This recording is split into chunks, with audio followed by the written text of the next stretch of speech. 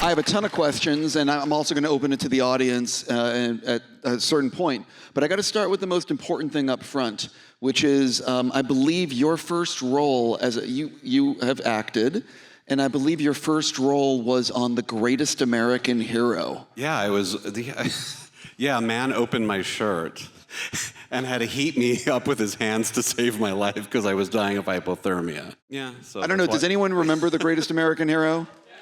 Okay, because I watched it as a kid and was like, oh my God. Yeah. I loved it. I don't remember anything other than this man touching my chest. May explain things, I don't know. Okay, well, let's talk about two others before we get into the real stuff, which is you also did an episode of Family Ties and Highway to Heaven. Yeah. You know, when you're a kid actor, it's like, does everyone want to remember everything about their childhood? And does the whole world, get to see it? But I think the greatest thing about that experience on Highway to Heaven was working with Michael Landon. That guy was a mensch and an artist and treated everybody. If you want to learn about how to work, a crew, you study how he treated those people and worked with crews for decades from one series to the next. It was really something. Jumping into why everyone is here tonight. So for the two of you, talk a little bit about the genesis of like where this all happened, where the idea, where it all came together. It originated from a conversation with Kevin Williamson where Josh and Kevin were, sort of discussing. Kevin was a champion of the first movie we made with director Todd Strauss-Schulson, who's in the house somewhere, called The Final Girls. And hold for applause. And Kevin really wanted to sort of nudge us into finding a different kind of meta way into something, and he brought up exorcism movies, and at first we were like, blah, no. Because overall, except for the big daddy, the Exorcist, we were kind of like, I don't know, they're so kind of, to overuse a word, patriarchal and kind of, Catholic propaganda, and we were kind of like, maybe. And then the more we discussed it, the more we were like, wow. I think what really got us excited was, wouldn't it be interesting to stop seeing always women being possessed and men having to save women? How about if a man's possessed and he has to be saved by two lesbians? Yeah, because when we conceived of the idea in 2019, every time we looked out the window, exorcism movies historically are always about women being these, vectors of like influence, and they're going to be taken over by malevolent forces, and a big strong man needs to save them. And we were like, I don't know, men seem to be having a lot of trouble right now. And we felt like, even sometimes in, people we knew, sometimes extended family, we would see people that we thought we knew that were suddenly behaving in ways like they'd been, taken over. And suddenly it felt like the idea maybe held water. And there was also something, because this has been an elongated process getting this to the screen, for various reasons. And I think there's also a little bit of the first TV show that we created, Queen of the South. It was one of those situations where it was a very tough experience. And I think that was definitely an inspiration for the challenges of trying to bring something to life. That whole experience was tough. And I think there were a lot of demons involved, in trying to make that project come to life and having to slay a lot of demons. So I think some of that was definitely a way that we wanted to sort of purge it in a creative way what our personal experience, because Mark and I are also partners in life, not only just as writers. It's how the... God. And so... But yeah, so that's, I think, it was a purging of sort, the genesis of it. I'm always curious how things change from inception to what people see on screen. So do you remember, was the original version, what were some of the big changes that came along the way? Or what people watched tonight was very close to what you guys came up with? I don't think, there's a lot of filmmakers in the house tonight, I think, or maybe they're gone, I don't know. But I think we would all agree that, is it ever really the same from the beginning, the inception to the end? I don't know. I think that's I think it churns, at least in my own experience, I feel that it transforms and it sort of shows you what it wants to be. it's like you can't, my writing teacher always says you can't dictate to the page will dictate to you. And you follow that, and you kind of keep that an organic process. So I think that was the way with this film, except, as you know, making movies, you have it's so collaborative, and you have a studio system like Miramax that has very particular infrastructure of what kind of movie they expect. And I think it was sometimes a challenge to fight for your vision and what you want. And it's always the case where somehow people suddenly realize they don't want to make the same movie after you've already shot it. Never heard that. That is crazy. First time ever. It was interesting if you could just... I think I know who that is. But I think if you can just... I guess, the DJ was always I have a great friend at the DJ, Brian Unger. If anyone's worked with him, everyone knows what a great advocate he is for directors. And he says, if you can just have that first meeting where you really clarify what you want to do with everybody and just be specific so that everybody knows, so that you can avoid that future volcanic experience that happens. So it's a good lesson, and not be afraid to walk away if it's not. What do you think would surprise fans to learn about the making of the film? David Hyde Pierce rules. He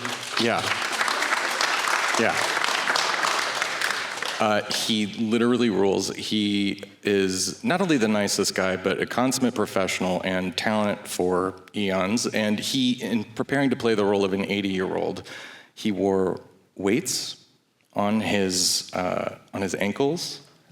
He would every day, he found a church in Wilmington where he would go practice playing the organ. The man is method, but you know what else it is? We didn't know about a number of these things until later. And he's like, oh yeah, it's just something I do. I was like, oh, you don't make a show of it? He's like, no. I think David I would agree, is extraordinary. I think what people may find interesting, that I think was an experience for many of us, there's some pretty dark themes in this and some heavy stuff about trauma and childhood trauma and the Catholic Church. And I think a group of us who were producers and actors and writers on the whole project, I think we were all a bunch of really hurt guys who had gone through a lot. And so I think we all went to war together emotionally. So it was a lot more of a much more challenging experience being in the process of making this than we expected. And I think it was just because we were all probably heavily triggered constantly. Movies are hard enough to make, but I think there was a lot of emotional angst for everybody. So I'm fascinated by the editing process. Anyone who's been to a Collider screening before knows how much I dive into it. So talk a little bit about the assembly cut versus what people see, what it was like in the editing room putting this together, because it's ultimately the final rewrite. That's true. I definitely agree with that. I mean, I don't know. Like I was saying earlier, it does constantly change, and a lot of the changes were the battles to fight for things. One of the things that was really a struggle was, at one point, there were certain notes that we were given, such as, why do we need the queer storyline between the girls if the sex isn't as explicit as Euphoria? Wow. And we're like, wow, that's really misogynistic in 2023, 24. We're like, no, it's not about that. And it was like, we're going to keep this queer storyline, we're going to keep this relationship between the two women, and we really fought for that element of the film to remain, as well as other big thematic issues. Yeah, I as queer people, and faith is an enormous aspect of so many people's lives, and it can provide so much comfort, and it can be such a grounding force in their lives. And at the same time, growing up gay in the 80s, it was not an awesome time to have the religious right on your television, and I guess we sort of had a bone to pick, I guess, and part of that, so having Lee and Blake be queer and, essentially, quote unquote, part of God's plan, and not have that excised was for us a major hill to die on. Did you end up with a lot of deleted scenes or no? Oh, for sure. I mean, yeah, one day, maybe, in director's cut. And I think also, Russell Crowe is one of the most intimidating people I've ever met in my life. And I don't get intimidated. I grew up in Hollywood. I've been around famous people and met them or been in my family. And holy moly, the first day he showed up on set, he rode up on a bike, not a motorcycle. He was biking, smoking a cigarette, dismounted his bike, and walked slowly towards me like he was in slow motion. He moves like his persona in Gladiator or his movies. That's just how he enters a room, how he leaves. And I don't even know. He sat down and it was like the energy was like, what's all this then? It's like. This is exactly his first words, basically. And what's amazing about him, though, is that because he brings that kind of formidable presence, he challenges you to always constantly be your best, and he wants you to pay attention to each specific detail. He's very much about, after every take, he's like, did you get that? And I would say, yeah, pretty much. He's like, no, what do you mean? Well, there's this one light that was a little off. And he's like, no. You need every detail counts. It's the most important. Just tell them you need another take. Which, of course, producers don't want to hear. But so that was an unexpected experience with him, because he loves film, period. And he's really passionate about it. I'm glad you brought up Russell because I was going there. How did you get him in the movie? What is it like pitching? Did you send him the script? It was it kind of happened, not by accident, but he was sent the script, and then all of a sudden it was like, oh, Russell wants to have a conversation. We were like what? And I remember the first conference call, we were in an office with Kevin, and there was silence on the phone, and we just hear finally like, hello. And the conversation went well, obviously, and at one point he was like, he essentially said something along the lines of like, oh, this is unusual for me because usually in movies I like to drive the bus. And I think we muted it, and I was like, how do we explain that in a possession movie you are the bus? One of the things about Russell, though, is that I would imagine he attracts other people who want to work with him. So once he got involved, that all of a sudden opened the door to so many other people. Yeah, he didn't even say yes yet. He wanted us to go visit him on his farm in Australia 2 weeks before the movie started, which was like 5 airplanes. I don't like to fly. I think it was like a 30-hour trip to get to some rural farm. Yeah. And I didn't know what was going to happen at that farm. I was like, where are we going? What's going to happen to us? He's kind of hot. Okay, let me see. I was scared. So who was the person that Russell helped to get? Or you know what I mean? Like, how did that open the door? Or did you already have everyone else and Russell was, you know what I mean? He was very collaborative. He just wanted to be part of the process of choosing everybody and being part of the actors that we were looking at for all the other roles. It was more just, he was additive in the sense of obviously he attracts a lot of talented people to want to work with him, so that was a given. But we also wanted to include him in the casting process. Yeah, and he was a huge champion of Ryan Simpkins early on, who, was coincidentally pretty much our favorite from Jump. And Adam Goldberg, who he had done A Beautiful Mind with. So it was all collaborative. I think David was like the last puzzle piece. Mm-hmm. And wow, we lucked out. Which shot or sequence during the filming and or during the editing was the real pain in the ass? The whole movie. I would say the final exorcism, because every exorcism movie has to have an exorcism at the end. There's just sort of these tropes you have to go to, and I think that was one of the big ones because we didn't have a lot of time. I remember also the party sequence. Oh yeah. Don't ever make a party Don't sequence. ever Yeah, write a party sequence. Yeah, cut that out of your script right now if you're writing one. Right now, go home and do it. Yeah. Because it is a hell. It is a hell I would not wish on my worst enemy. It was. Remember, we felt insane. Yeah, we can't even say what happened. It was too crazy. One of the things I really like is you have the opening where you are in a soundstage, you built this house. Talk a little bit about making a movie, making a movie within a movie. Well, when I was a teenager, I saw there was a film, a history of film textbook, and on the cover of the book was a production still from The Diary of Anne Frank, the set. And it was a bisected set, just like you see in the opening of this movie. And that image has always stayed in my imagination as how enchanting it is to look at life being recreated within another world, a world within a world. And I think what we wanted to do is make sure that the film that was within the film felt enchanting and felt haunted and almost had its own. The dollhouse should be a character in the movie, and that's what we tried to create. And so that was always a really important part. And there were times where they were, we shouldn't build it, it's too expensive. Let's not do this. And what if it was one floor and we were like, so a set? I was going to say there's like the line producer or someone must have been like, are you sure? Because, it's a really nice looking set. Michael Perry, a genius. Yeah, Michael has stories, but he should be up here too.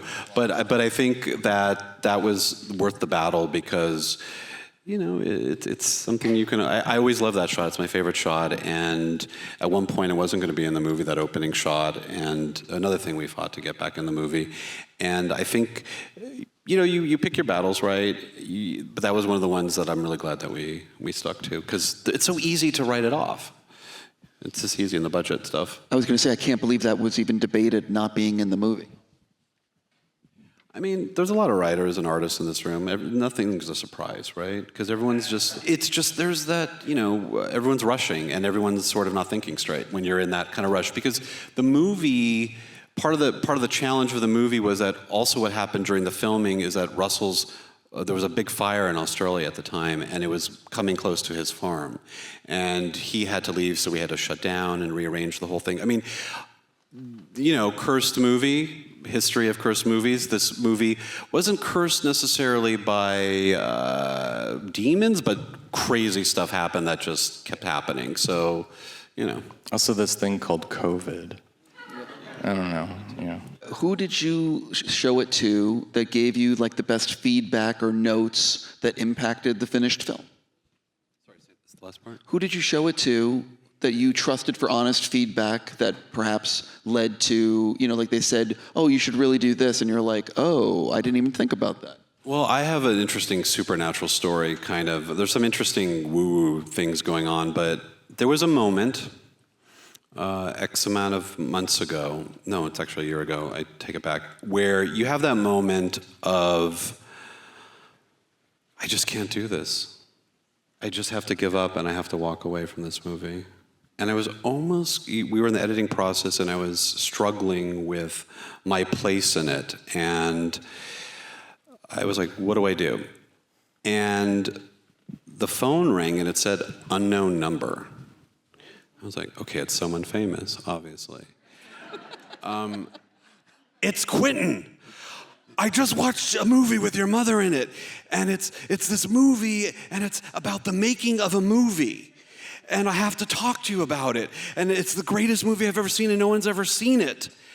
And I thought, okay, Quentin Tarantino's calling me out of the blue to tell me about a movie that he loves that my mother stars in that's about the making of a movie. And I thought, this is my mother kind of like coming through to tell me, don't walk away from the movie. Your mother fully arranged that. And I've even said this to him. And so I said to the studio, I says, no, I'm gonna stick with the movie and let's finish it. And I felt like, and I even said this to him, I says, I felt like your mom sent, I know this sounds crazy LA stuff, but I believe in it. But he said to me, I said to him once, I feel like she sent you to me. And he's like, I know. Do you think she'd like me?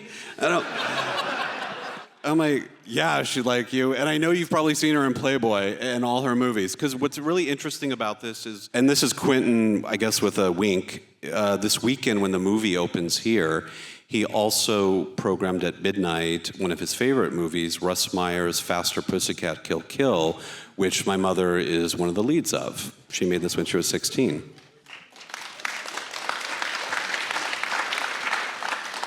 And what's really spooky is that the movie opens on Friday, the 21st, which is, this is heavy, but here goes. It's the 5-year anniversary of her passing, which was not, so it's sort of all these strange confluence of things happening that are related to her. So, you know, if you don't like the movie, watch out, she's gonna come for you.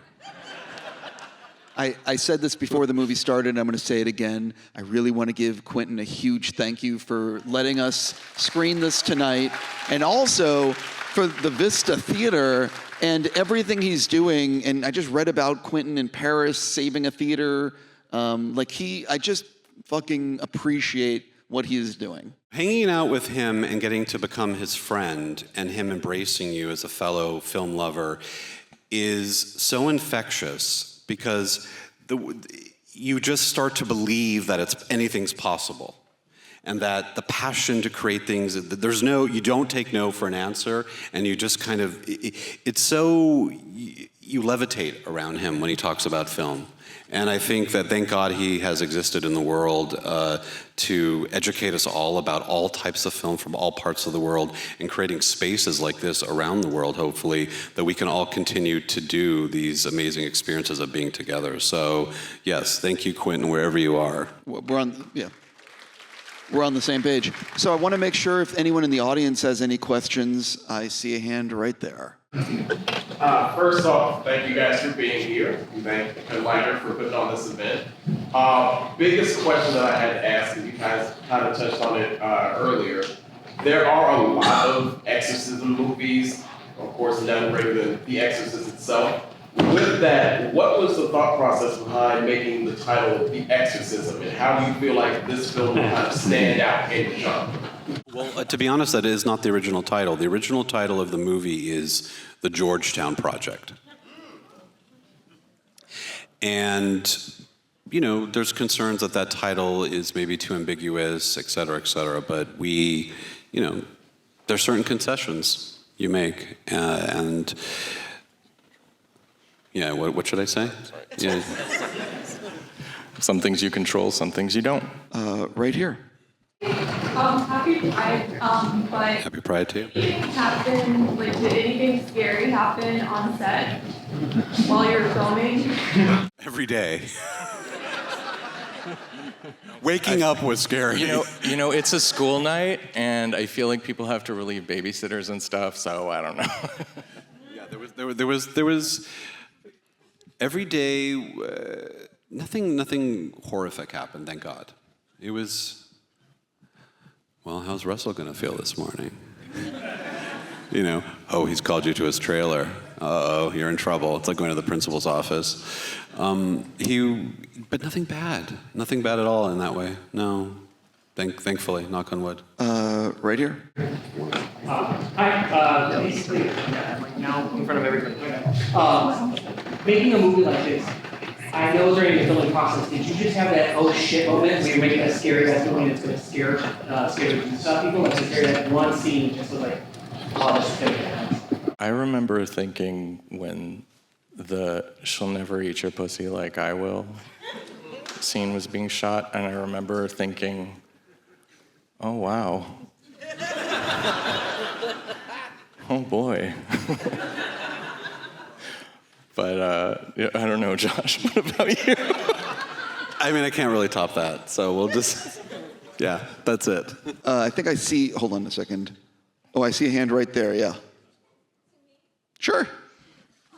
I have a question. Something about the movie that felt significant to me, I'm going to laugh at that, is I felt like there may have been this allegory between like possession and addiction.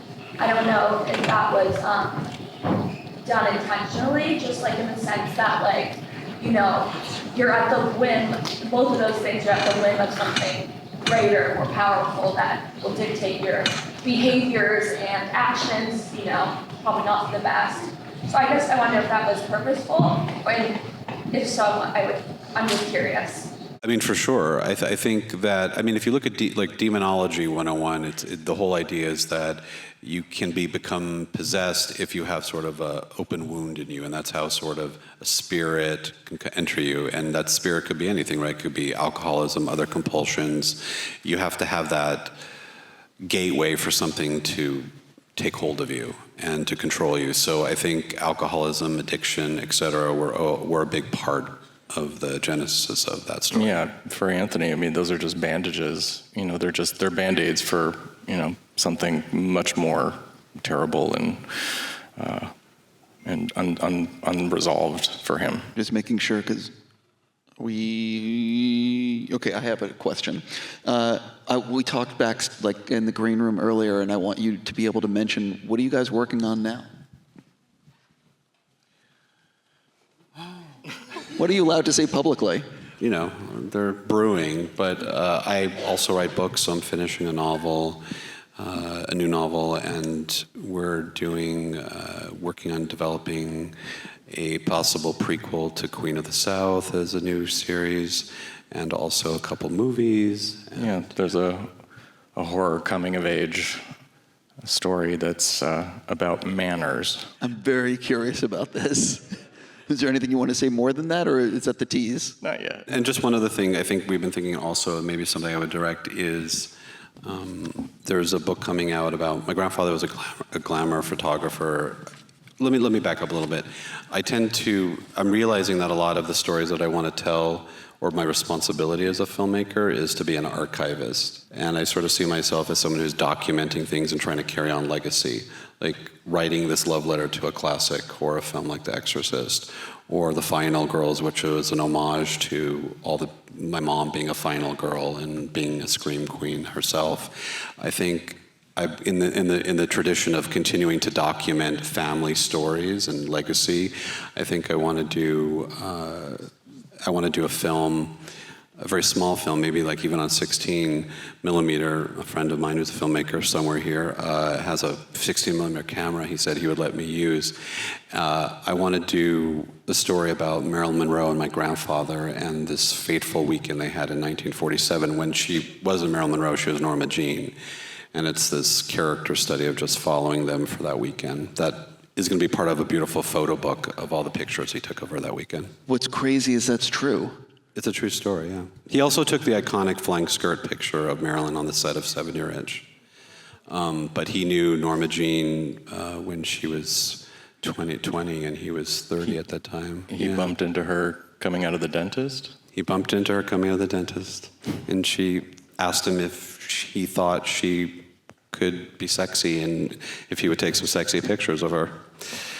And the rest is history. But so I think that's something we've been thinking about too. Yeah, I definitely think that that's something to pursue, for sure. Well, he was a Jewish immigrant. He had just escaped Nazi Germany and came here, and he had grown up in an orphanage. She was also in an orphanage, so they both really connected on that they both had lost their homes in a way. This is going to be one of my last questions, but when you guys saw the shooting schedule in front of you for making the film, what day did you have circled in terms of, I can't wait to film this, or how the F are we going to film this? How long was the schedule for the opening with Adrian? It was very short. Yeah. I mean, I think when you look at I think we had to keep cutting days. So you just start to, you see the days disappearing, and then you have to sort of adjust and figure it out. But I don't know. I think the most exciting and terrifying day was the morning I woke up and we were walking downstairs, and you're like, holy shit, it's really happening. And I think everyone understands that feeling, and you kind of feel like, all of a sudden in that moment, you're like, I don't know how to do this.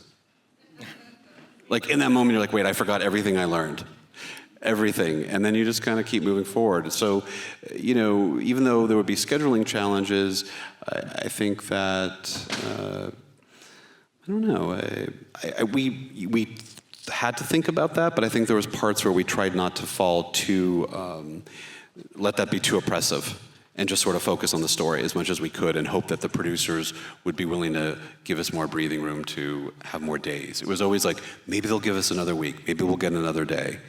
And you just kind of keep pushing, and if you keep sending them footage they like, sometimes you actually get that extra week or that extra day. I'm actually going to stop there because it's a school night, and I'm just going to say, ladies and gentlemen, there's this thing called social media, and if you enjoyed the movie, may I suggest spreading the word. And on that note, thank you for coming to the premiere, and for Joshua John Miller and Mark Fortin, I wish you guys nothing but the best. Thank you. Thank you guys all for coming out tonight.